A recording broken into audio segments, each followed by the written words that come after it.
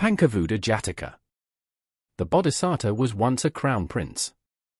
Right after the Bodhisattva was born, 800 Brahmin priests predicted he would be both a powerful, virtuous leader and an expert fighter. When the Bodhisattva turned 16, his father sent him to study in Taxila. After his lessons ended, his teacher gave him a set of 5 weapons and he set off for home. Along the way, he came upon a forest where a resident ogre killed everyone he met. Despite being warned of this danger, the Bodhisattva was fearless and walked into, rather than around, the forest. The ogre was as tall as a palm tree and gruesome, but when the Bodhisattva saw him, he did not run. He fired 50 poison arrows at the ogre, though they got caught in his thick fur and none pierced the skin.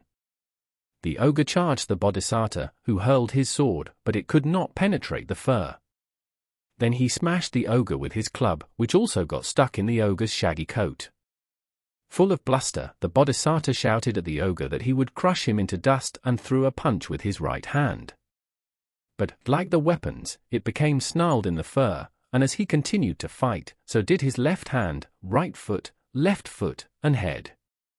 The ogre was impressed by the Bodhisattva's absurd bravery and realized that he was no ordinary man, so he set him free.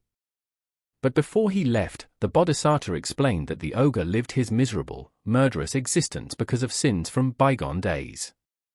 The ogre could end the cycle by living a good life from then on, and he vowed to do so.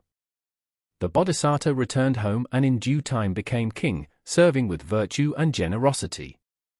In the lifetime of the Buddha.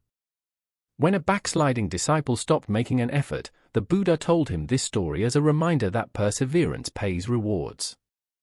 The ogre was an earlier birth of Angulimala, a dreaded bandit who cut off a finger of each person he murdered and wore them around his neck, and who later became an enlightened disciple of the Buddha.